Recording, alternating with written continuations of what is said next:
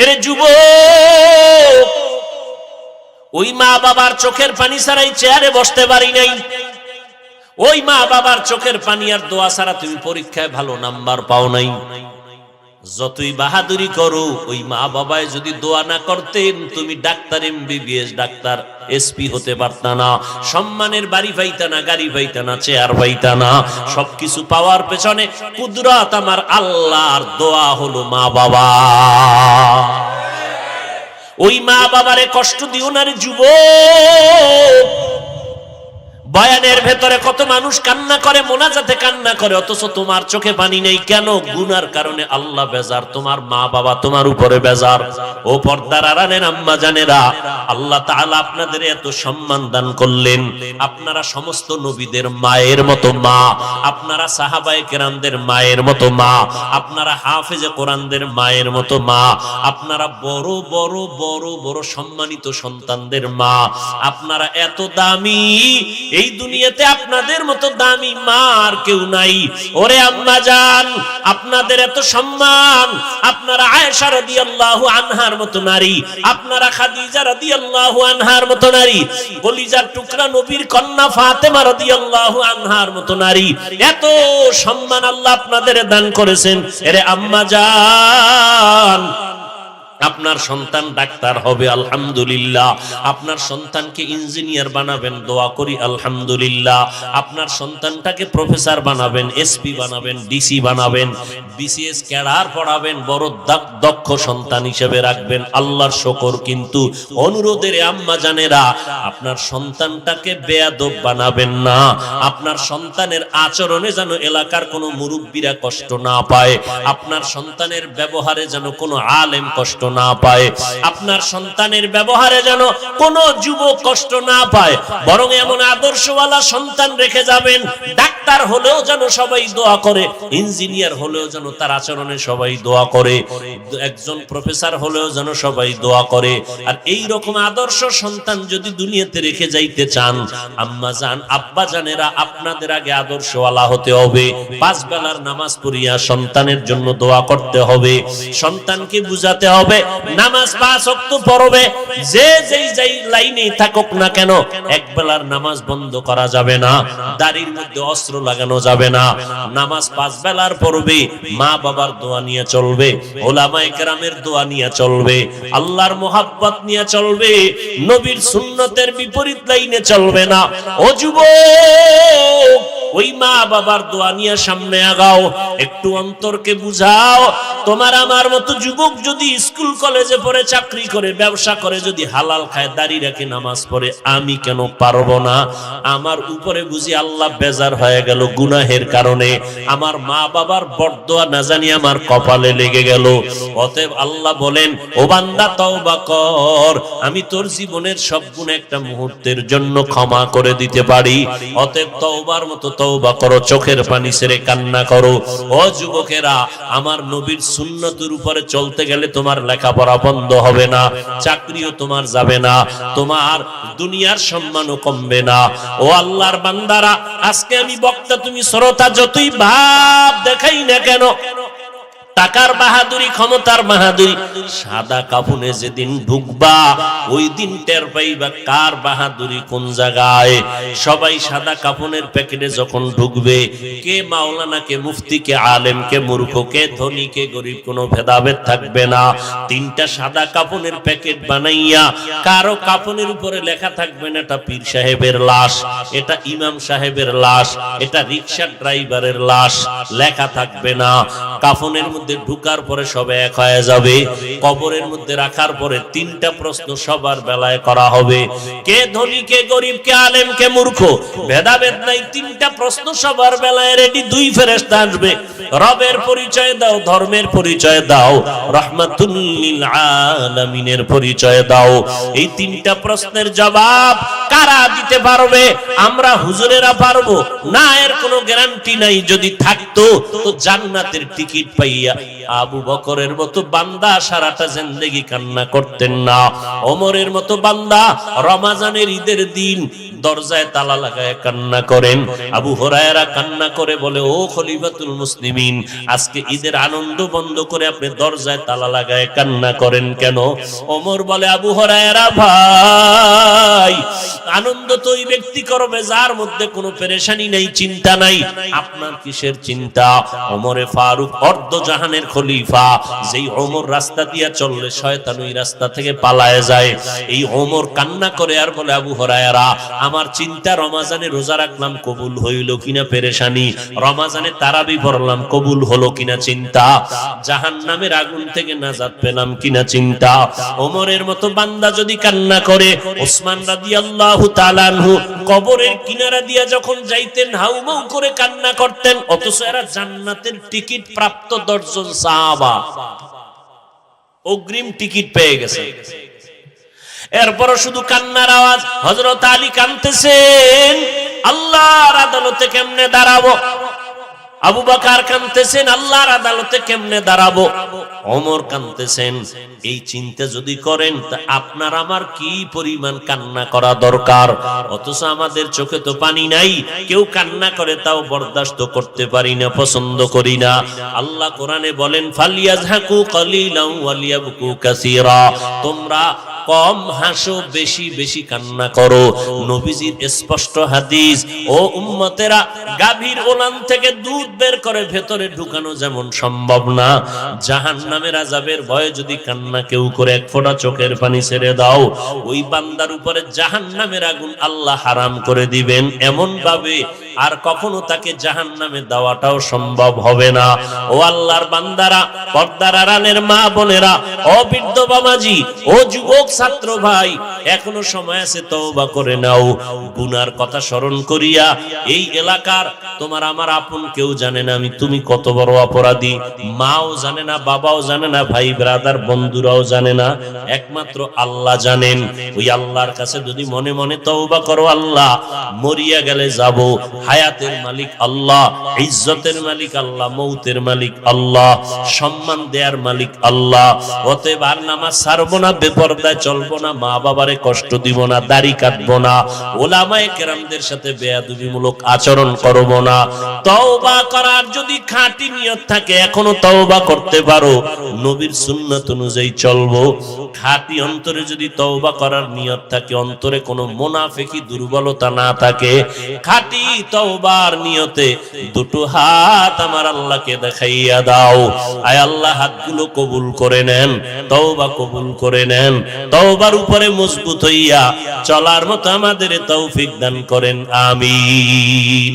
রহমতের নবী বললেন, আমি জানি না হাতের মুষ্টিতে কি আছে, আল্লাহ জানাইলে আমি জানি, আল্লাহ যদি জানান না তো আমি জানি না। রুটির মধ্যে বিষ মিশাইয়া দিছে দুশমন বুড়ি মহিলা। পয়গম্বর রুটি খাবেন, একজন সাহাবী গলায় দিয়া জাগায় বিষের ক্রিয়ায় মরে গেল। নবী বিষ মিশ্রিত রুটির একটা অংশ ভেতরে নিলেন, আর এক অংশ নিবেন।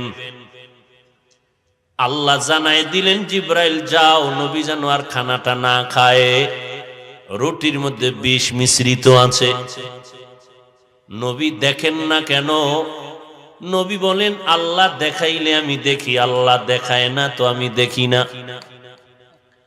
রুটির মধ্যে বিষ আল্লাহ দেখান নাই, প্রথম নবী দেখেন নাই। কবরের ভেতর দিয়ে নবী হাঁটতেছেন, কবরের স্থানে হঠাৎ বলে, দোয়া করো কবরের মধ্যে আযাব হয়। রুটির বিষ দেখেন না, কবরের আযাব দেখেন কেন? আল্লাহর নবী বলেন, আমার আল্লাহ দেখাইলে আমি দেখি, আল্লাহ যদি দেখান না তো আমি দেখি না। চাচা আবু জাহাল, তোমার হাতে কি আছে আমি জানি না। নবী এবার হাতের মুষ্টির দিকে নজর দিয়ে বলেন, হাতের মুষ্টিতে কি আছে তোরা একটু আওয়াজ দে। পাথরগুলো কালেমা পড়া শুরু করলো।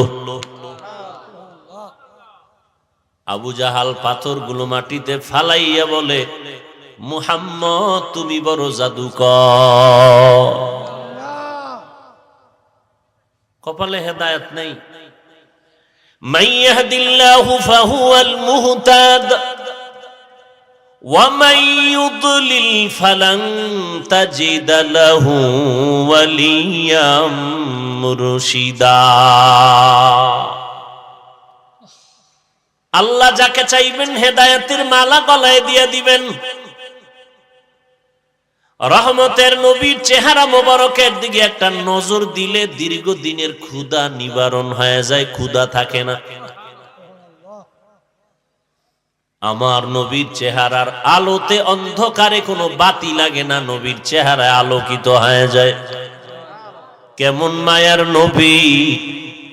আবু জাহাল দেখলো, বয়ান শুনলো, কালেমা পড়লো না, বিরোধিতা করলো আজীবন।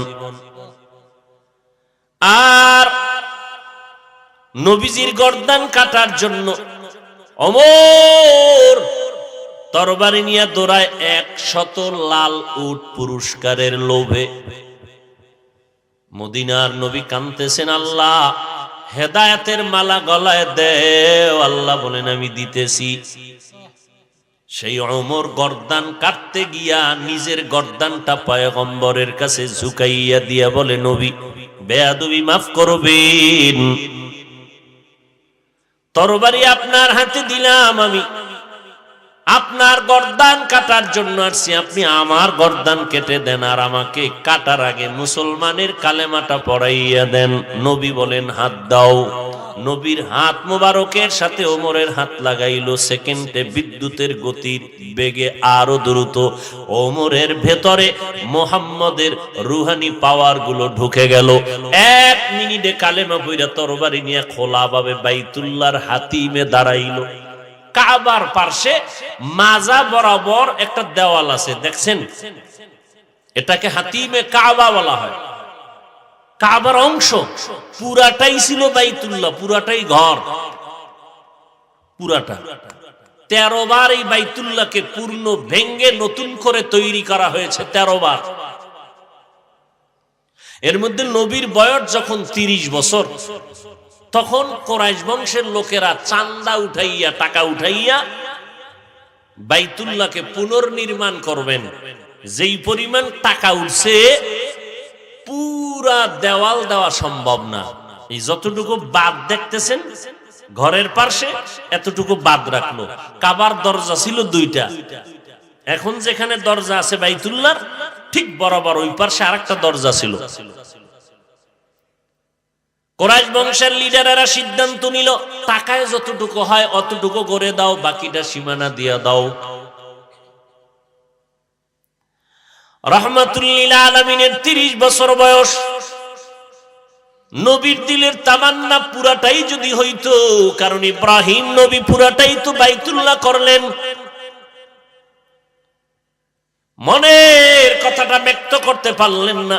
ইন্তেকালের আগে আম্মা জান আয়েশা রাদিয়াল্লাহু আনহাকে বলে গেলেন, ও আয়েশা, আমার দিলের তামান্না একটা রয়ে গেল, বাইতুল্লাহর পুরনো সীমানায় ঘর দেওয়াল উঠানো গেল না।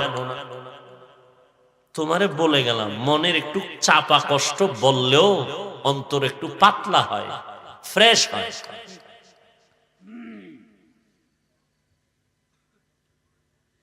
নবীর ইন্তেকালের পরে আব্দুল্লাহ বিন জুবায়ের মদিনার দায়িত্ব নেওয়ার পরে আম্মাজান আয়েশা তাকে বলছিলেন নবীর ওই ব্যথাটা। আব্দুল্লাহ বিন জুবায়ের পুরা অংশ নিয়ে বাইতুল্লাহ নির্মাণ করেছিলেন। বাগদাদের গভর্নর হাজ্জাজ বিন ইউসুফ হিংসার বশীভূত হইয়া জুবায়েরকে, আব্দুল্লাহ বিন জুবায়েরকে ফাঁসির কাস্টে ঝুলাইলো, গাছে লাঠ ঝুলাইয়া রাখলো, আর জিদ্দে বলে না তোমার বানানো কাবা রাখা হবে না, এই ভেঙ্গে ফেললো। ভেঙ্গে আগের নমুনায় করেছে। এই বর্তমান কাবা হাজ্জাজ বিন ইউসুফের নির্মিত কাবা। এরপরে আর নতুন করে ভেঙ্গে কাবা হয় নাই, বাকি সংস্কার হয়েছে। অর্থাৎ কি কয় এটারে? সংস্কার বুঝেন তো? মূল ভিত্তিটা ঠিক আছে, এটারে নতুন নতুন করছে, রং লাগাইছে, পাথর লাগাইছে, সবকিছু করেছে। ভাইরা আমার, ওমর হাতিমে কাবায় দাঁড়াইয়া তরবারি নিয়ে বলে, এই বেঈমানের দল, আমি 1 মিনিট আগে মুহাম্মদের দুশমন ছিলাম, এখন বন্ধু হয়ে গেছি। আয়, মুহাম্মদ এখন কালেমার দাওয়াত দিবে প্রকাশ্যে, গোপনে কোনো দাওয়াত নাই। কেউ যদি বিরুদ্ধে দাঁড়াও, কারো দরকার নাই, আমি ওমরের তরবারির সামনে দাঁড়াও, আমি ওমরের তরবারি তোমার জন্য ফয়সালা করে দিবে। হেদায়েত। আরে ভাই, আমার নবীর মতো তুলনাই তো না, নবীর সাথে কোনো তুলনাই নেই। কারণ নবী কেমন? কারণ নবীর কোনো তুলনাই নেই। সেই নবী বারবার দোয়া করতেন, আল্লাহুম্মা ইহদিনাস সিরাতাল মুস্তাকিম, আয় আল্লাহ জান্নাতে যাওয়ার সহজ পথের হেদায়েত দান করেন। নবীর কোনো গুনাহ আছে ভাই? যুবকেরা ভালো করে এই কথাগুলো মনে রাখতে হবে। সমস্ত নবীরা নিষ্পাপ, সমস্ত আম্বিয়া কেরাম নিষ্পাপ। এ কথাকে যারা ঘুরাইয়া ফিরাইয়া একটু অস্বীকার করবে বাপ, সে রাসূলের দুশমন। নবী হেদায়েতের দোয়া করেন। আম্মা জান আয়েশা রাদিয়াল্লাহু আনহা নজর করে দেখেন পয়গম্বর চিন্তায় বিভোর। এত পেরেশানি কেন নবী আপনার? নবী বলেন, হাসরের ময়দানের ভয়। ওই দিন আমার আল্লাহ যদি দয়া না করেন, জান্নাতে যাওয়ার কারো উপায় নাই। আম্মা জান আয়েশা রাদিয়াল্লাহু আনহা বললেন, পয়গম্বর আপনি? নবীজি বললেন, আমিও। আল্লাহ দয়া না করলে উপায় হবে না। তো রাসূলের হাদিস।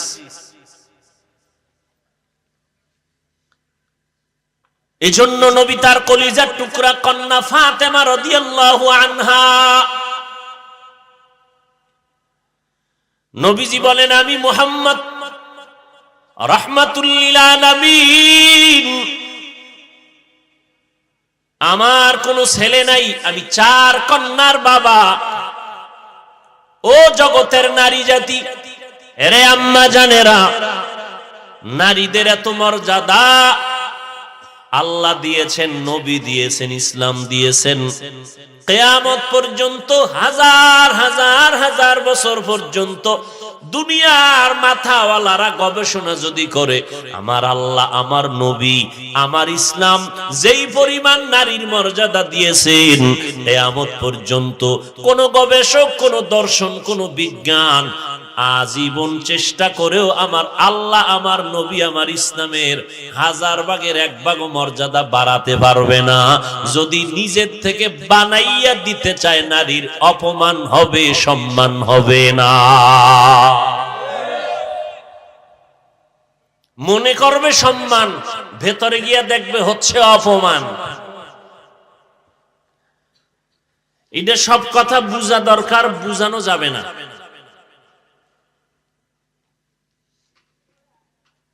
অনেক কথা বুঝতে হবে, বুঝানো যাবে না।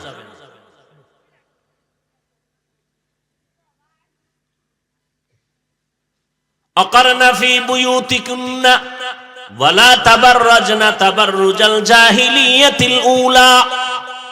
মহিলাদের স্থান ঘর, মাছের স্থান পানি।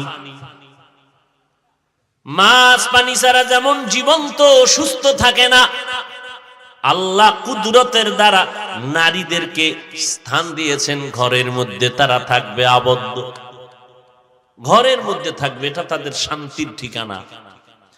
বর্তমানে ঘরের মধ্যেই আম্মা জানদের নিরাপত্তা নাই, বাইরে হইলে উভয় কি?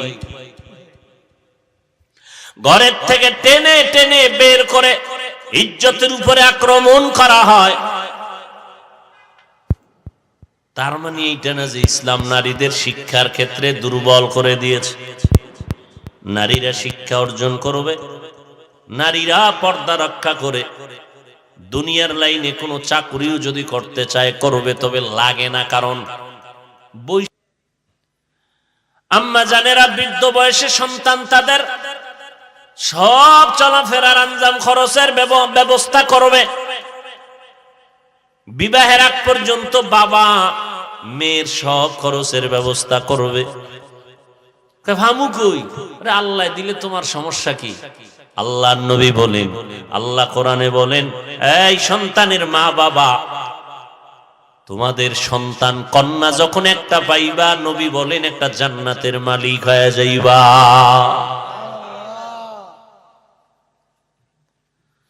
যার ঘরে দুইটা কন্যা সন্তান, সে দুইটা জান্নাতের মালিক।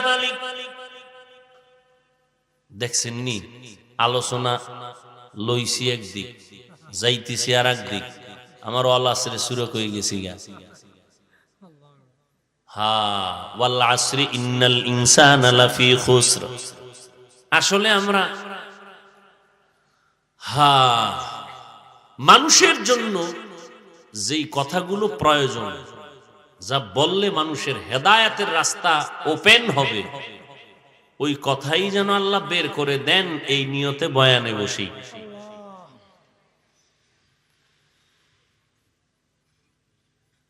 ওয়াল আসরি সূরাটা সবার একটা পরিচিত সূরা। যারা কোরআন শরীফ পড়তে জানে না তারাও এই সূরাটা পারে, শুনতে শুনতে মুখস্থ হয়ে গেছে। ওয়াল আসর, আসরের শপথ। ইন্নাল ইনসানা লাফি খুসর, নিশ্চিত সমস্ত দুনিয়ার মানুষগুলো ক্ষতিগ্রস্ত, জাহান্নামী।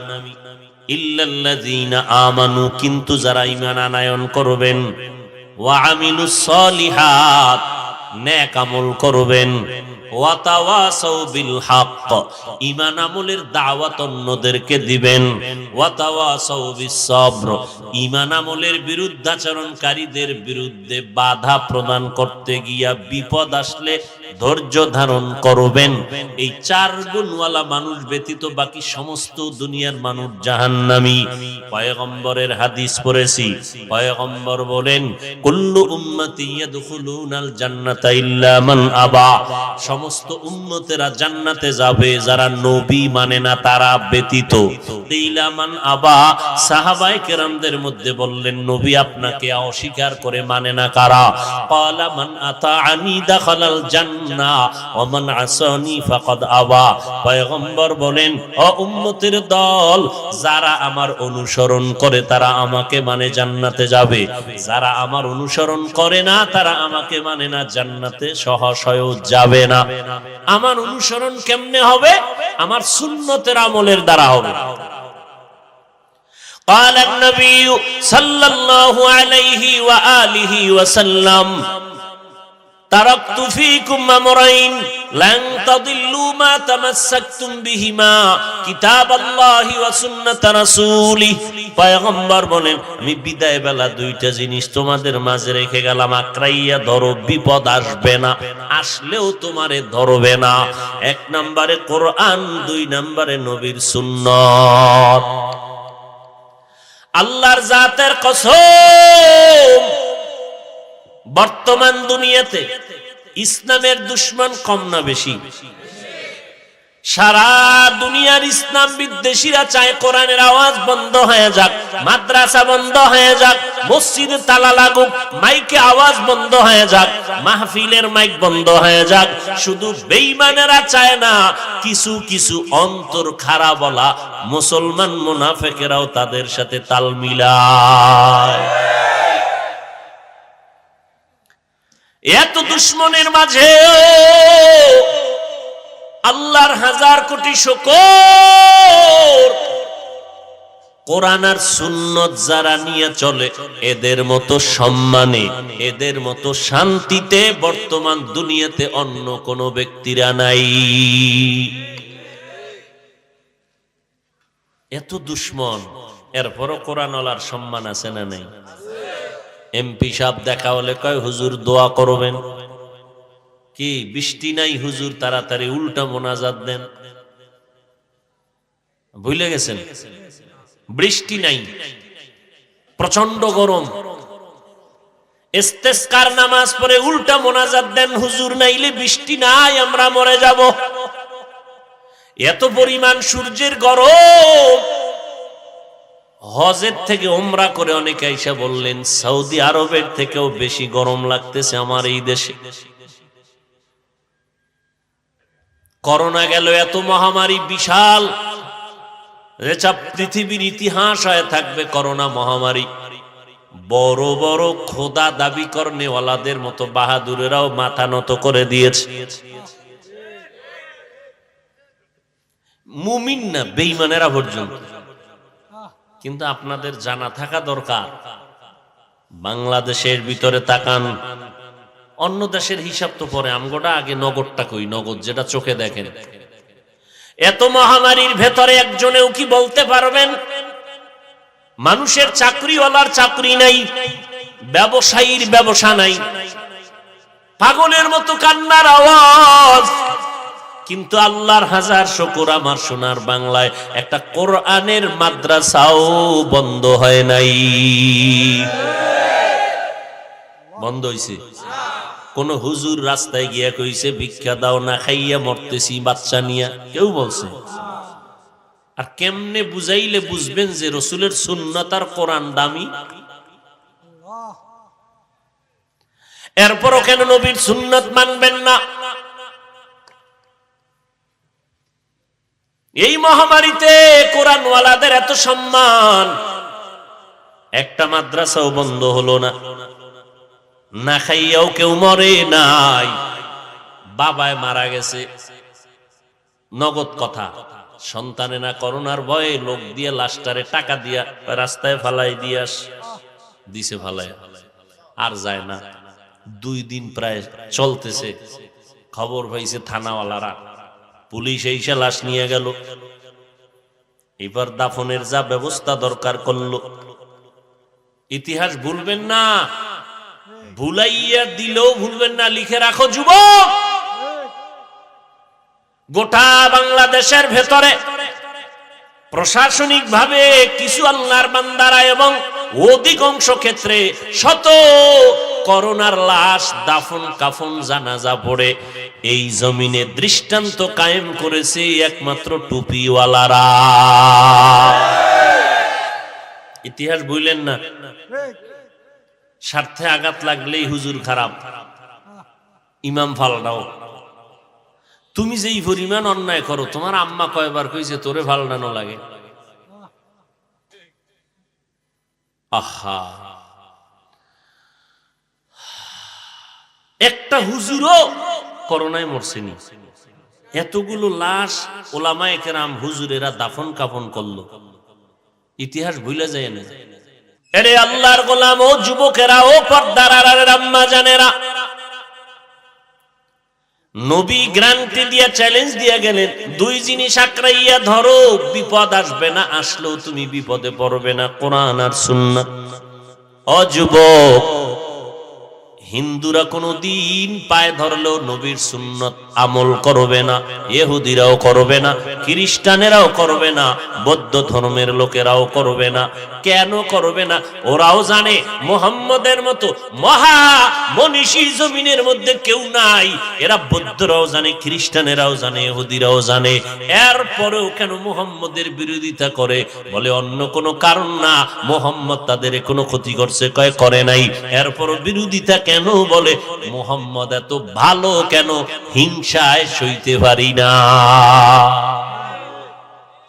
মুহাম্মদের আদর্শ অর্জন করলেই, গ্রহণ করলেই সম্মান বেড়ে যায় সব জায়গায়। ভাইরা আমার, সমস্ত দুনিয়ার বিধর্মীরা কোটি কোটি কোটি টাকা ব্যয় করতেছে মুহাম্মদের উপরে, কালিমা লিপন করবে, কোরআনের উপরে কালিমা লিপন করবে। কারণ মুহাম্মদের উপরে যদি একটা দোষ চাপাইয়া এটারে প্রতিষ্ঠা করা যায়, তাহলে দুনিয়ার মুসলমানের মুহাম্মদের প্রতি ভক্তি কমে যাবে। ভক্তি কমে গেলে আর মুহাম্মদকে মানবে না। এই জন্য বাতিলদের একটা মিশন কি? মুসলমানের মূল মূল জায়গায় সন্দেহ ঢুকায়া দাও। কথাগুলো বুঝার চেষ্টা করেন। নামাজে দাঁড়াইছেন, নামাজে দাঁড়াইয়া হাত বাঁধছেন, আল্লাহু আকবার, হয়তো নাভির নিচে না হয় বুকে, এই তো। কিন্তু সবার মধ্যে কিন্তু একটা ভিতরে ভিতরে সন্দেহ, আরে নাভির নিচে হাত বাঁধলাম, বুকেরটা সঠিক নাকি আমগোটা সঠিক? বুকে বাঁধনেওয়ালারা কয় আমরা ভেজাল বাতেল, আবার বুকে যারা মানছে এরাও একটা চিন্তায় পড়ে, মাঝে মাঝে চিন্তা পড়ে, নাভির নিচে বাঁধতেছে যারা এরা কি ভালো না আমরা ভালো? এরকম একটা দুদুল্যমান অবস্থা। আচ্ছা, আমিন বলতে গিয়ে এখন চিন্তা করে মসজিদের মধ্যে যত মুসল্লি 3 ভাগের 2 ভাগ জোরে আমিন কইছে, 1 ভাগ কইছে আস্তে। এখন একটা সন্দেহ ঢুকছে কি আমরা সঠিক না তারা সঠিক?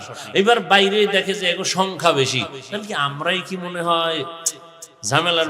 এইরকম একটা সন্দেহ ইবাদতের মধ্যে ঢুকায়া দিছে একমাত্র ইসলামের ব্যানারওয়ালা বাতেলেরা, পেছনে বইসা রিমোট কন্ট্রোল করে ইহুদি আর বেঈমানেরা। উদ্দেশ্য কি? আপনাকে বেনামাজি বানাবে না, নামাজ পড়বা, কিন্তু নামাজটা হবে সন্দেহযুক্ত, ওই নামাজ কবুল হবে না। জানাজায় দাঁড়ায় গেছেন, জীবনে শুনেন নাই আলহামদু সূরা পড়া লাগবে, এখন একদল বলে আলহামদু সূরা পড়ো, সন্দেহ একটা ঢুকছে, আমরা যে আলহামদু ছাড়া জানাজা পড়তেছি এটা কি হইল না আলহামদু সহই পড়া লাগবে? এটা মতবিরোধের মধ্যে একটা সন্দেহ ভিতরে কাজ করতেছে। এমন একটা পয়েন্ট নাই যেখানে সন্দেহ ঢুকায় নেই। কোরবানি আসতেছে, কোরবানির ভিতরে গরু 7 ভাগে দিবেন, সেখানেও ইখতিলাফ ঢুকায় দিছে। আকিকার ভাগ নিবেন, সেখানেও ইখতিলাফ ঢুকায় দিছে। একদল বলে আকিকার অংশ কোরবানির অংশের মধ্যে ভাগ হওয়া যাবে না। কেউ যদি বউরে 1 2 3 তালাক কয় তো তালাক হবে না। এমন একটা পয়েন্ট নেই যে সন্দেহ ঢুকে নেই। মারাত্মক। ভেজাল করনেওয়ালাদের কোনো দোষ নাই, ভেজাল মিটাইতে যারা যায় তারা বিপদে পড়ে। আল্লাহ হেদায়েত দান করুন। ও যুবক, এরপর আমার একটা কথা, যত দ্বন্দ্ব আছে, কোন দল বা কোন লাইনের মানুষ কি বলছে 5 ওয়াক্ত নামাজ লাগবে না? তাহলে বাস ওইটা পড়ো, 5 ওয়াক্ত নামাজটা পড়ো। টুপি নিয়ে ইখতিলাফ মতনৈক্য করে, মূল বিষয় নিয়ে মতনৈক্য তেমন নাই। অতএব 5 বেলার নামাজ। ও যুবক ভাই, আমি তো বলি নবীর আদর্শ ছাড়া নতুন কোন উত্তম শ্রেষ্ঠ আদর্শ যদি থাকে আমাকে দাও, নবীরটা আমি বাদ দিয়ে দিব। তুমি দিবা কি? তোমার থেকে বড় বড় মাথাওয়ালা আব্রাহাম লিঙ্কন, মাও সেতুন, লেনিন, কার্ল মার্কস, প্লেটো সহ বড় বড় বড় বড় মহামনীষীরা আদর্শ বাজারজাত করলো। আল্লাহর কসম করে বলি, দুনিয়ার সবাই নতুন নতুন আবিষ্কার করে আদর্শ দিল, থিওরি দিল, কিন্তু মুহাম্মদের আদর্শের মতো শান্তির সমাজ কেউ গঠন করে দেখাতে পারে নাই। ইমামুল আউয়ালিনাল আখিরিন, বহরে সাদকা রাহমাতাল লিল আলামিন, সাইয়্যিদুল কাউনাইন খাতমুল মুরসালিন, আখির আমদ বুদে ফখরুল আউয়ালিন। আল্লাহ তাআলা কসম খাইলেন, ওয়াল আসর, আসরের শপথ, নিশ্চয়ই সমস্ত দুনিয়ার মানুষ জাহান্নামে যাবে। কথা শেষ না আরো আছে? আল আসরি ইন্নাল ইনসানা লাফি খুসর, এতটুকুই না আরো আছে? আরো আছে। আল্লাহ কসম খেয়ে বলেন, নিশ্চয়ই সমস্ত দুনিয়ার মানুষ জাহান্নামে যাবে, ইল্লা, কিন্তু যারা 4 গুণওয়ালা হবে তারা যাবে না। কয় গুণওয়ালারা যাবে না? 1 নাম্বার গুণ হলো ঈমান, দ্বিতীয় গুণ নেক আমল, তৃতীয় গুণ হলো ঈমান আমলের দাওয়াত অন্যকে দাও, 4 নাম্বার গুণ হলো ঈমান আমল যারা মানে না তাদের বিরোধিতা করে তাদের বাধা দাও। আল আসরের সূরায় প্রমাণ করে কি জানেন? ভালো করে খেয়াল করবেন। সব মানুষ জাহান্নামে যাবে, 4 গুণওয়ালারা যাবে না। 4 গুণের প্রথম 2 গুণ ঈমান আর নেক আমল। এই 2 গুণের হক আল্লাহর। কার? আল্লাহর হক। বাকি আরো কয় গুণ? 2 গুণ। ওই 2 গুণের হক বান্দার। আল্লাহর হক ঈমান আনো, আল্লাহর হক নেক আমল করো। এখন আপনি ঈমানও আনছেন, আমলও করেন, এরপরও কিন্তু জান্নাত রেডি না, আরো বাকি আছে 2 গুণ বান্দার হক। সেটা কি? ঈমান আমল নিজে আনলে হবে না, আমল করলে হবে না। ঈমান আমলের দাওয়াত অন্যদের দাও। ঈমান আমলের বিরোধিতা যারা করে তাদের বাধা দাও। এই 2টা বান্দার হক। আল্লাহর হক আল্লাহ চাইলে মাফ করবে। নামাজ পড়তে গিয়া বান্দা তুমি অল্প পড়ছো, কম পড়ছো, 40 বছর নামাজ পড়ো নাই, নতুন করে নামাজ ধরছো, আমি আল্লাহ তোর পিছের গুনাহ চাইলে ক্ষমা করে দিব, কারণ এটা আমার হক। কিন্তু বান্দার হক আদায় কর, না হয় বান্দা ক্ষমা না দিলে আমি ক্ষমা দিব না। ঈমান আমল আনলে হবে না, অন্যদের দাওয়াত দাও ঈমান আমলের। নিজে নামাজ পড়ো, অন্যদের দাওয়াত দাও, নিজে পর্দা করো, অন্যদের দাওয়াত দাও, নিজে হালাল খাও, অন্যদের দাওয়াত দাও। নিজে গান শুনো না, অন্যেরা যারা শুনে তাদের বাধা দাও। কি? নিজে একটা 1000 দানার তসবি লাগাইয়া ওদিকে মোবাইল একটা ছেলেরে দিয়া বলছে সিনেমা হল তোর জন্য ফ্রি। বাবায় হাজী সাহেব হইয়া তসবি হাতের থেকে ছাড়ে না, ওদিকে সন্তান ব্যবসা করে সুদের টাকায়, লোন উঠাইয়া বিল্ডিং উঠায়, লোন টাকা সুদে আইনা ব্যবসা করে টাকা দেয়, ওই টাকার খানা খাইয়া বাবায় সেজদা দেয়। আল্লাহর নবী বলেন হারাম খাদ্য দ্বারা গোশত হবে, রক্ত হবে, জান্নাত হারাম। ঈমান আমলের দাওয়াত অন্যকে দাও, যারা বিরোধিতা করে বাধা দাও। অন্য কারা? অন্য বলতে প্রথম সিরিয়ালে নিজের আহাল। ইয়া আইয়ুহাল্লাযীনা আমানু উ আনফুসাকুম ওয়া আহলিকুম নারা আকুদুহান নাস ওয়াল হিজারা আলাইহা মালাইকাতুন গিলাদুন শিদাদুন লা ইয়াসুনাল্লাহা মা আমারাহুম ওয়া ইয়াফআলুনা মা ইউমারুন।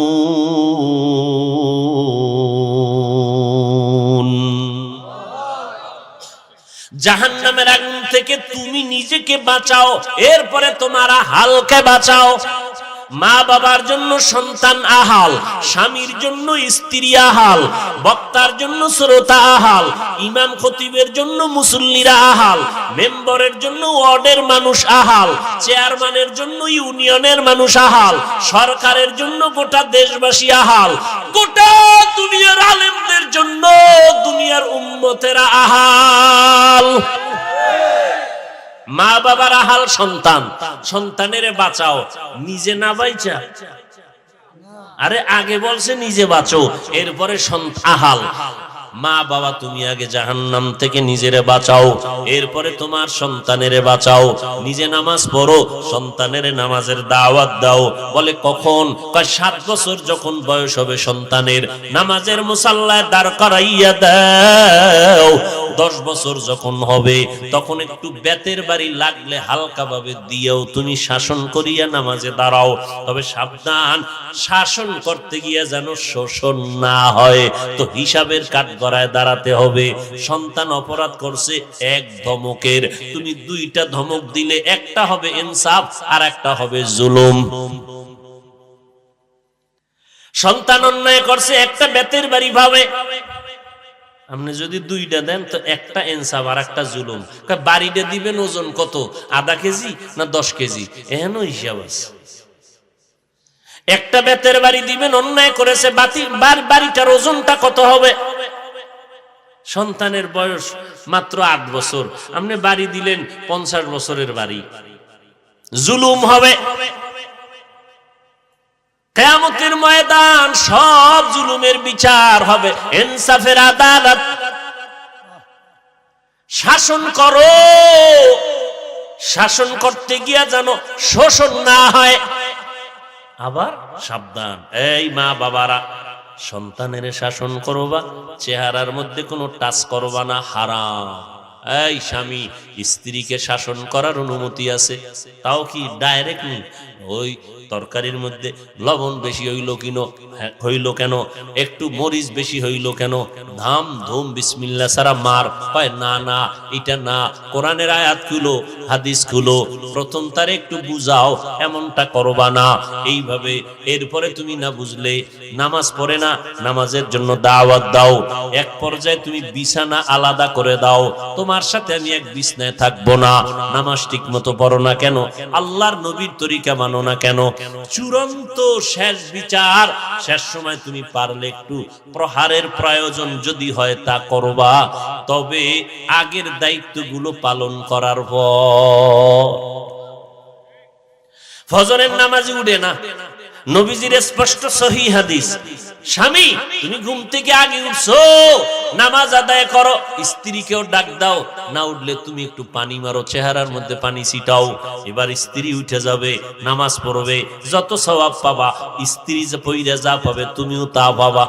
স্ত্রীকেও আল্লাহর নবী কয়, তুমি যদি আগে উঠেই যাও, ও আম্মা জান, স্বামীকে তুমি ডাক দাও, উঠে না, চেহারার মধ্যে একটু পানি ছিটাইয়া দাও, পানি ছিটাইয়া দাও। একজনে কয় পানি এক বালতি মাথার দ্বারে লয়ে ঘুমাইছে।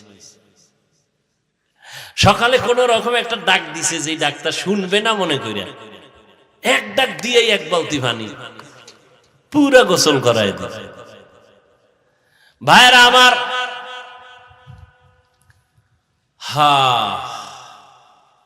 চিন্তা করতেছেন জান্নাত পাওয়া কত কঠিন, আবার কত সহজ।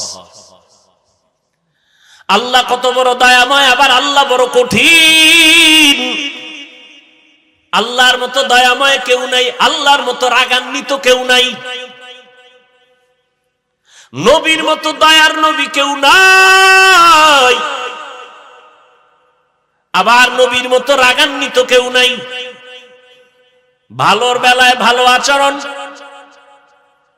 মুহাম্মাদুর রাসূলুল্লাহ ওয়াল্লাযীনা আমানু মাআহু আশিদ্দাউ আলাল কুফফার রুহামাউ বাইনাহুম।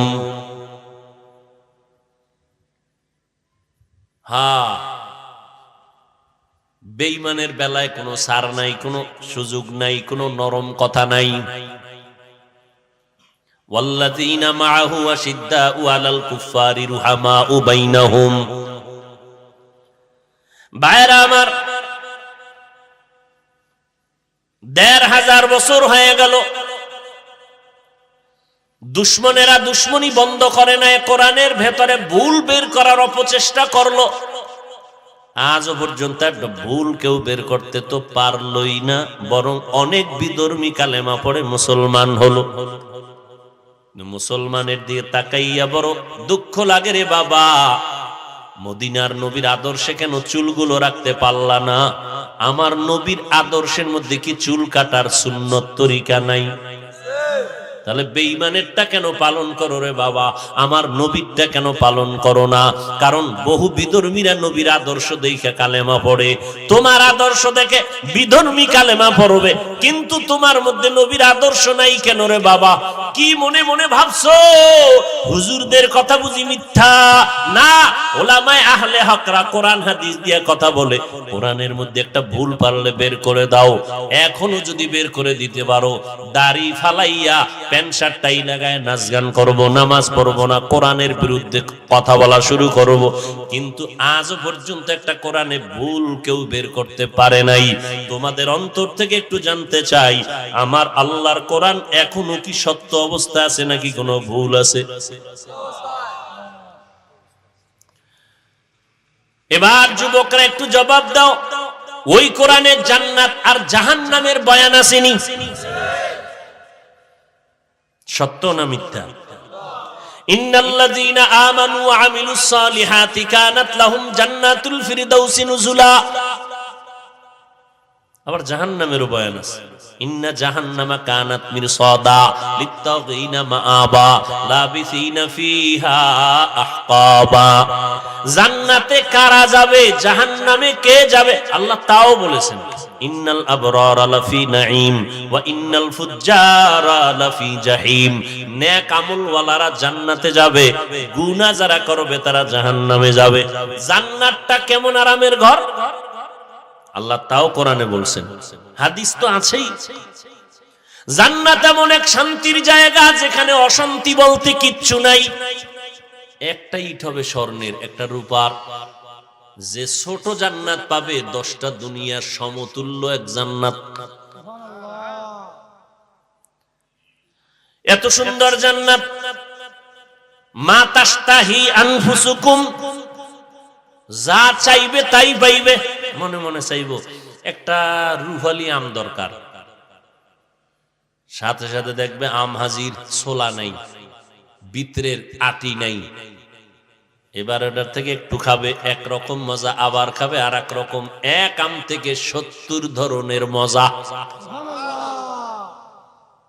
খাইতে খাইতে পেট মোবারক, পুরা বরুড়া থানা শুদ্ধ বড় হয়ে যাবে। একটা ঢেকুর দেবে, আগের মতো হয়ে যাবে।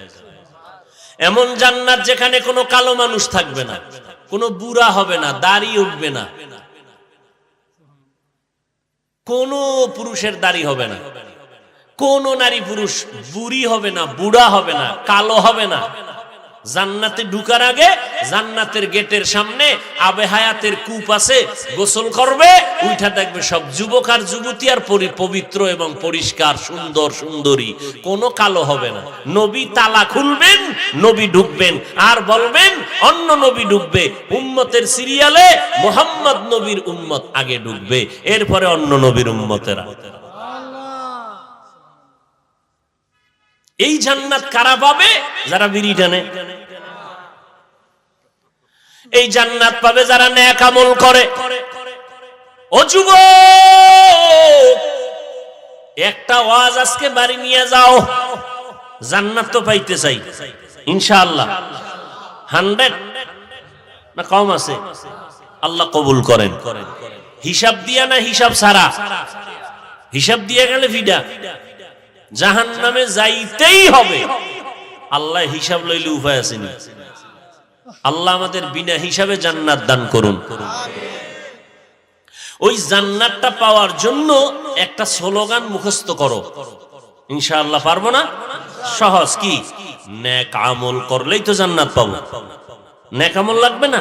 তাহলে একটা স্লোগান সব সময় খেয়াল রাখবো, নেক আমল করতে পারি আর না পারি, গুনাহ করব না। আর ওয়াজ লাগবে না, এই একটা ওয়াজ নিয়ে বাড়ি যাও।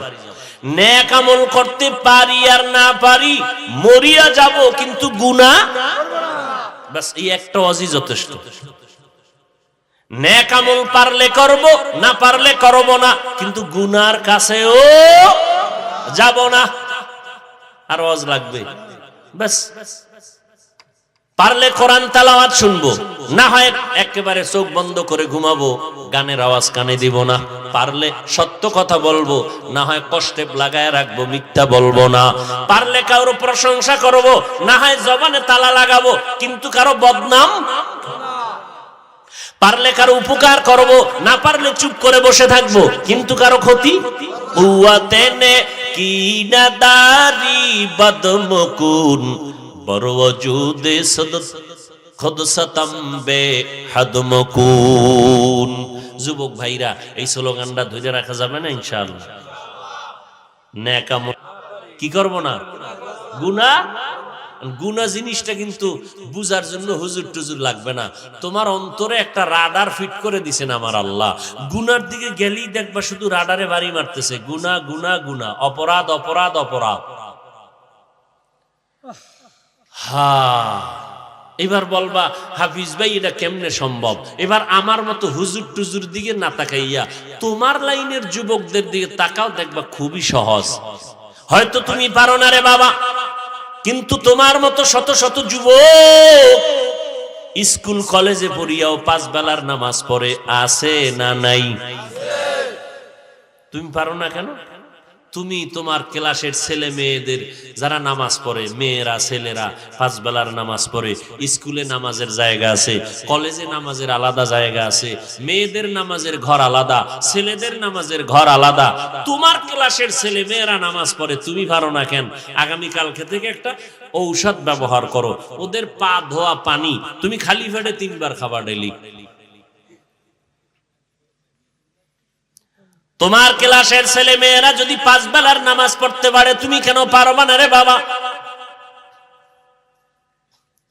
তোমার আমার মতো যুবক র‍্যাব, আর্মি, পুলিশ, বিডিআর এর চাকরি করে, ওসি, ডিসি, এসপি, আইজি, উকিল, ব্যারিস্টার 5 বেলার নামাজ পড়ে, দাড়িওয়ালা অভাব নাই, তুমি কেন পারবা না? দাড়ি কাটা, দাড়ি সাদা, দাড়ি ছোট ছোট করে ব্রাশ মার্কা রাখে, যারা পুরাটা ক্লিন করে, আবার যারা ছোট ছোট করে রাখে। দোনো দলের গুনাহ সমান। কেমন গুনাহ? 24টা ঘন্টার সেকেন্ডে সেকেন্ডে সেকেন্ডে সেকেন্ডে সেকেন্ডে অল টাইম কবিরা গুনাহ লেখা হয়। কবিরা গুনাহ মানে কি? ছোট না বড়? তুমি নাকটাই না সরিষার তেল লাগায় ঘুমাইতেছো, কিন্তু দাড়ি যে কাটছো এর গুনাহ কিন্তু লেখা বন্ধ নেই, অল টাইম লেখা থাকে। যতদিন পর্যন্ত তওবা না করবা ততদিন ফেরেশতাদের কলম বন্ধ হবে না। 24 ঘন্টার সেকেন্ডে সেকেন্ডে গুনাহ। শুধু কি তাই, মোনাজাত দিলে কোনো দোয়া কবুল হবে না। তোমাকে কাছের কোনো মহব্বতের হুজুর থাকলে জিগাইও। ভাইরা আমার, এই যে টাকনু গিরার নিচে পুরুষেরা প্যান্ট পরে, প্যান্ট পরেনি, অল টাইম কবিরা গুনাহ। তুমি যদি লঙ্গি ভইরা ঘুমাও তারপর প্যান্ট পরছো, তওবা না করা পর্যন্ত কবিরা গুনাহ লেখা বন্ধ হবেই না, লেখতে থাকবেই। ভাইরা আমার, তার মানে কি প্যান্ট পরা যাবে না?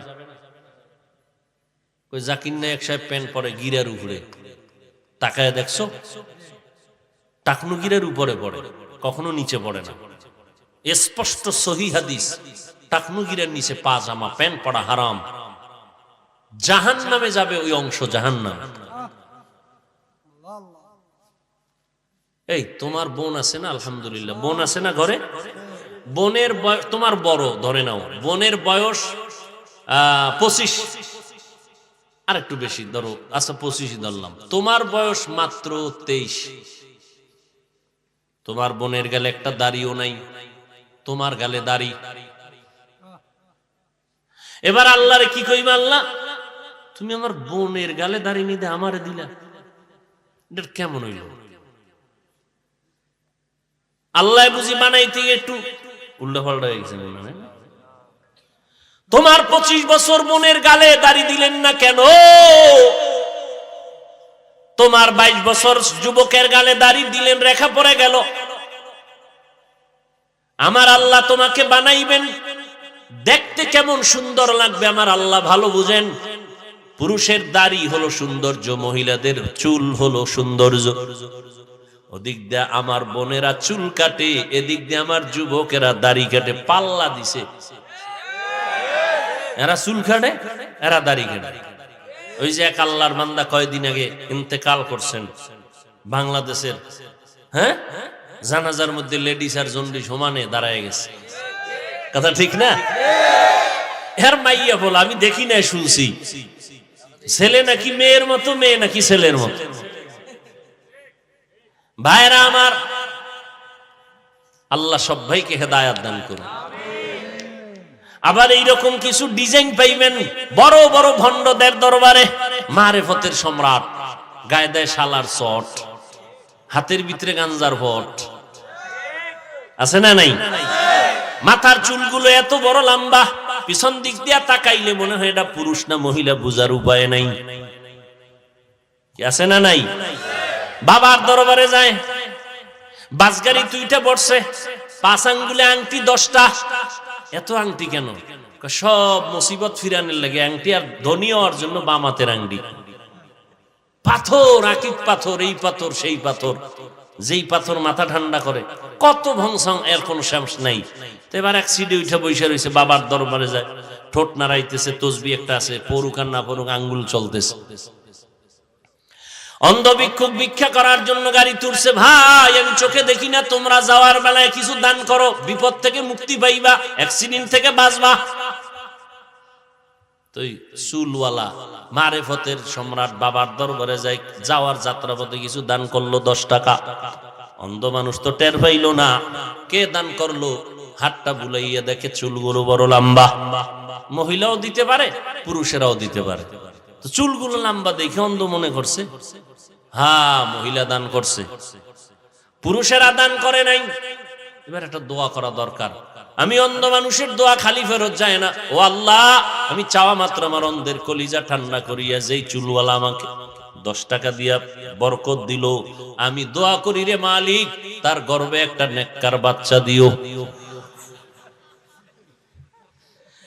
হ্যাঁ, বড় কঠিন। পয়গম্বর স্পষ্ট হাদিসে বলেছেন, যেই মেয়েরা ছেলেদের মতো সাজবে এরা জাহান্নামে যাবে, যেই ছেলেরা মেয়েদের মতো সাজবে এরা জাহান্নামে যাবে। আহা, আচ্ছা আমগো কি খারাপ দেখা যায়? মিছা কথা কইস না রে যুবকরা। এই দেখ চুল চারিদিক সমান, এক জায়গাতে বড় না, এই জায়গাতে আমি নিজে মেশিন ধরে সমান করছি, পিছে যেরকম সমান এখান থেকেও সমান। এরপরে টুপি সবসময় মাথায় নেই, সবসময় চেষ্টা করি ঘুমাইতে গেলেও টুপিটা মাথায় থাকুক। আমার এক ওস্তাদ কইছে ছাত্র জীবন অনেক আগে, টুপি মাথায় দিয়ে ঘুমাবি, আজরাইল এসে যেন দেখে সুন্নত তোর মাথার পার্শ্বে। দেখো না, গড়ি হাতে দেই না কখনো, শুধু বয়ানের টাইম দেখা লাগে যেন ডান হাতে দিছি, ডান হাতে। কেন? ওই ওস্তাদ আমারে কইছে। মুরব্বীরা জিগাইব, তোমার ওস্তাদ জিগাইব টাইম কত, তুমি বাম হাতটা সামনে নিবা কেন?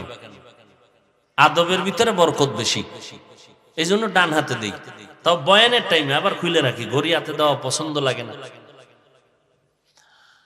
আহা, লিকুল্লি শাইইন জিনাতুন ফিল ওয়ারা ওয়া জিনাতুল মারই তামামিল আদাব। তুমি আজকে বিড়ি টানো স্যারের সামনে দাঁড়ায় দাঁড়ায়, আরে টান,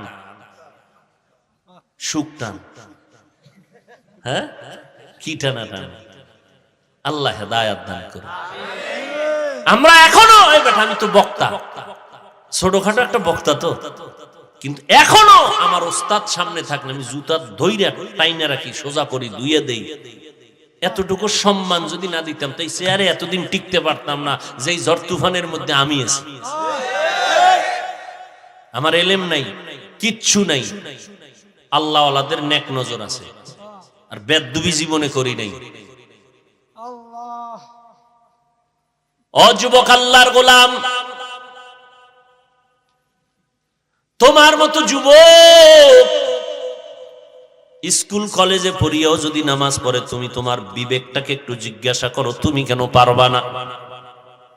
ঘুমের ঘরেও কত মানুষ মরিয়া যায়, ঘুমের ঘরেও কত মানুষের ইন্তেকাল হয়ে যায়।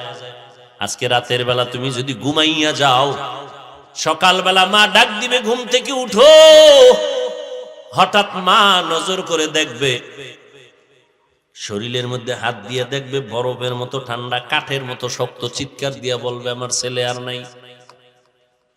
অযুবক, জীবনটাকে হেলায় হারাইও না।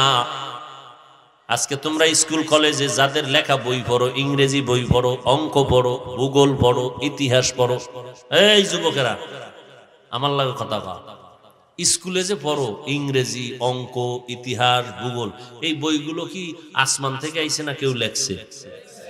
আচ্ছা একটু চিন্তা করতে, আল্লাহ তো বিবেক দিছে, যে বইটা লেখলো তার কপালটা কত বড় চান কপাল, যে তার লেখা বইটা সমস্ত স্টুডেন্টরা কবুল করে নিছে।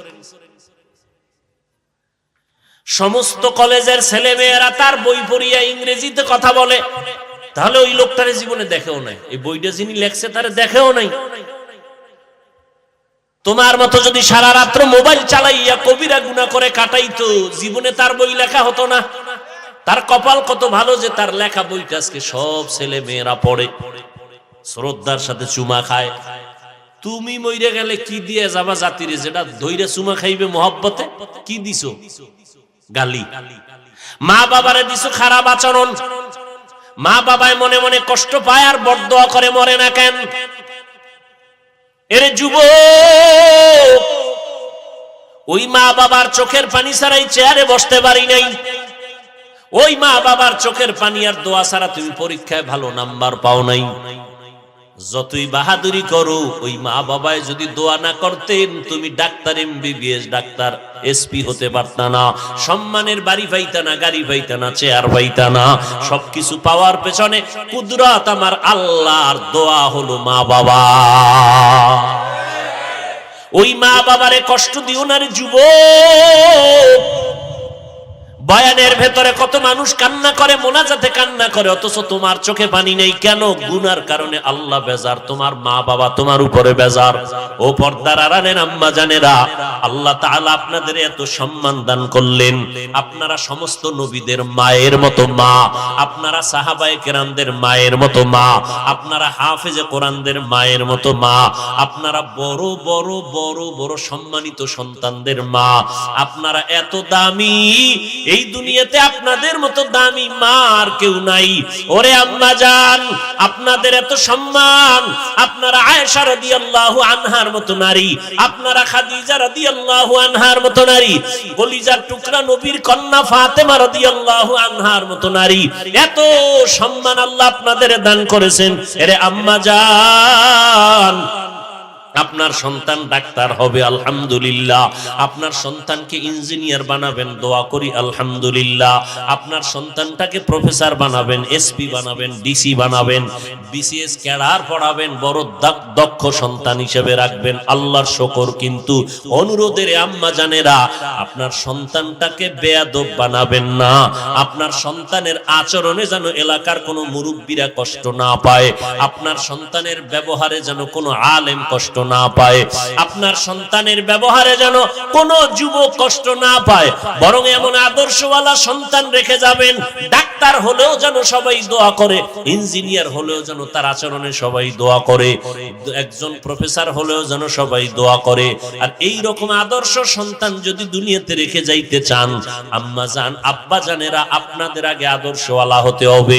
5 বেলার নামাজ পড়িয়া সন্তানের জন্য দোয়া করতে হবে, সন্তানকে বুঝাতে হবে নামাজ 5 ওয়াক্ত পড়বে, যে যেই লাইনে থাকুক না কেন, এক বেলার নামাজ বন্ধ করা যাবে না, দাড়ির মধ্যে অস্ত্র লাগানো যাবে না, নামাজ 5 বেলার পড়বে, মা বাবার দোয়া নিয়ে চলবে, ওলামায়ে কেরামের দোয়া নিয়ে চলবে, আল্লাহর মোহাব্বত নিয়ে চলবে, নবীর সুন্নতের বিপরীত লাইনে চলবে না।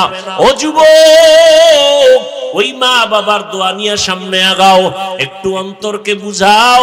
তোমার আমার মতো যুবক যদি স্কুল কলেজে পড়ে, চাকরি করে, ব্যবসা করে, যদি হালাল খায়, দাড়ি রাখে, নামাজ পড়ে, আমি কেন পারবো না? আমার উপরে বুঝি আল্লাহ বেজার হয়ে গেল গুনাহের কারণে, আমার মা বাবার বরদোয়া না জানি আমার কপালে লেগে গেল।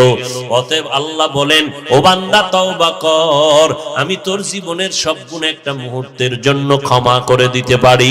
অতএব তওবার মতো তওবা করো, চোখের পানি ছেড়ে কান্না করো। ও যুবকেরা, আমার নবীর সুন্নতের উপরে চলতে গেলে তোমার লেখাপড়া বন্ধ হবে না, চাকরিও তোমার যাবে না, তোমার দুনিয়ার সম্মানও কমবে না। ও আল্লাহর বান্দারা, আজকে আমি বক্তা, তুমি শ্রোতা, যতই ভাব দেখাই না কেন, টাকার বাহাদুরি, ক্ষমতার বাহাদুরি, সাদা কাফনে যেদিন ঢুকবা ওই দিন টের পাইবা কার বাহাদুরি কোন জায়গায়। সবাই সাদা কাফনের প্যাকেটে যখন ঢুকবে, কে মাওলানা, কে মুফতি, কে আলেম, কে মূর্খ, কে ধনী, কে গরিব, কোনো ভেদাভেদ থাকবে না। 3টা সাদা কাফনের প্যাকেট বানাইয়া কারো কাফনের উপরে লেখা থাকবে না এটা পীর সাহেবের লাশ, এটা ইমাম সাহেবের লাশ, এটা রিকশা ড্রাইভারের লাশ, লেখা থাকবে না। কাফনের মধ্যে ঢুকার পরে সবে এক হয়ে যাবে, কবরের মধ্যে রাখার পরে 3টা প্রশ্ন সবার বেলায় করা হবে, কে ধনী, কে গরিব, কে আলেম, কে মূর্খ, ভেদাভেদ নাই। 3টা প্রশ্ন সবার বেলায় রেডি। 2 ফেরেশতা আসবে, রবের পরিচয় দাও, ধর্মের পরিচয় দাও, রাহমাতুল লিল আলামিনের পরিচয় দাও। এই 3টা প্রশ্নের জবাব কারা দিতে পারবে? আমরা হুজুরেরা পারবো না, এর কোনো গ্যারান্টি নাই। যদি থাকতো তো জান্নাতের টিকিট পাইয়া আবু বকরের মতো বান্দা সারাটা জিন্দেগি কান্না করতেন না। ওমরের মতো বান্দা রমজানের ঈদের দিন দরজায় তালা লাগায় কান্না করেন। আবু হুরায়রা কান্না করে বলে, ও খলিফাতুল মুসলিমিন, আজকে ঈদের আনন্দ বন্ধ করে আপনি দরজায় তালা লাগায় কান্না করেন কেন? ওমর বলে, আবু হুরায়রা ভাই, আনন্দ তো ওই ব্যক্তি করবে যার মধ্যে কোনো পেরেশানি নাই, চিন্তা নাই। আপনার কিসের চিন্তা? ওমরে ফারুক অর্ধ জাহানের খলিফা, যেই ওমর রাস্তা দিয়া চললে শয়তান ওই রাস্তা থেকে পালায় যায়। এই ওমর কান্না করে আর বলে, আবু হুরায়রা, আমার চিন্তা রমজানে রোজা রাখলাম কবুল হইল কিনা পেরেশানি, রমজানে তারাবি পড়লাম কবুল হলো কিনা চিন্তা, জাহান্নামের আগুন থেকে নাজাত পেলাম কিনা চিন্তা। ওমরের মতো বান্দা যদি কান্না করে, ওসমান রাদিয়াল্লাহু তাআলা আনহু কবরের কিনারা দিয়া যখন যাইতেন হাউমাউ করে কান্না করতেন, অথচ এরা জান্নাতের টিকিট প্রাপ্ত 10 জন সাহাবা অগ্রিম টিকিট পেয়ে গেছে। এরপরও শুধু কান্নার আওয়াজ। হযরত আলী কাঁদতেছেন, আল্লাহর আদালতে কেমনে দাঁড়াবো? আবু বকর কাঁদতেছেন, আল্লাহর আদালতে কেমনে দাঁড়াবো? ওমর কাঁদতেছেন। এই চিন্তা যদি করেন তা আপনার আমার কি পরিমাণ কান্না করা দরকার, অথচ আমাদের চোখে তো পানি নাই। কেউ কান্না করে তাও বরদাস্ত করতে পারি না, পছন্দ করি না। আল্লাহ কোরআনে বলেন, ফালিয়াযহাকু কালিলান ওয়ালিয়াবকু কাসীরা, তোমরা কম হাসো, বেশি বেশি কান্না করো। নবীজির স্পষ্ট হাদিস, ও উম্মতেরা, গাভীর ওলান থেকে দুধ বের করে ভেতরে ঢুকানো যেমন সম্ভব না, জাহান্নামের আযাবের ভয়ে যদি কান্না কেউ করে এক ফোঁটা চোখের পানি ছেড়ে দাও, ওই বান্দার উপরে জাহান্নামের আগুন আল্লাহ হারাম করে দিবেন এমন ভাবে আর কখনো তাকে জাহান্নামে দেওয়াটাও সম্ভব হবে না। ও আল্লাহর বান্দারা, পর্দার আড়ালের মা বোনেরা, ও বৃদ্ধ বাবাজি, ও যুবক ছাত্র ভাই, এখনো সময় আছে, তওবা করে নাও। গুনার কথা স্মরণ করিয়া, এই এলাকার তোমার আমার আপন কেউ জানে না তুমি কত বড় অপরাধী, মাও জানে না, বাবাও জানে না, ভাই ব্রাদার বন্ধুরাও জানে না, একমাত্র আল্লাহ জানেন। ওই আল্লাহর কাছে যদি মনে মনে তওবা করো, আল্লাহ, মরিয়া গেলে যাব, হায়াতের মালিক আল্লাহ, ইজ্জতের মালিক আল্লাহ, মৌতের মালিক আল্লাহ, সম্মান দেয়ার মালিক আল্লাহ। অতএব আর নামাজ ছাড়বো না, বেপরদায় চলবো না, মা বাবারে কষ্ট দিব না, দাড়ি কাটবো না, ওলামায়ে কেরামদের সাথে বেয়াদবিমূলক আচরণ করব না। তওবা করার যদি খাঁটি নিয়ত থাকে এখনো তওবা করতে পারো, নবীর সুন্নাত অনুযায়ী চলবো। খাঁটি অন্তরে যদি তওবা করার নিয়ত থাকে, অন্তরে কোনো মুনাফিকি দুর্বলতা না থাকে, খাঁটি তওবার নিয়তে দুটো হাত আমার আল্লাহকে দেখাইয়া দাও। আয় আল্লাহ, হাতগুলো কবুল করে নেন, তওবা কবুল করে নেন, তওবার উপরে মজবুত হইয়া চলার মতো আমাদের তৌফিক দান করেন, আমিন।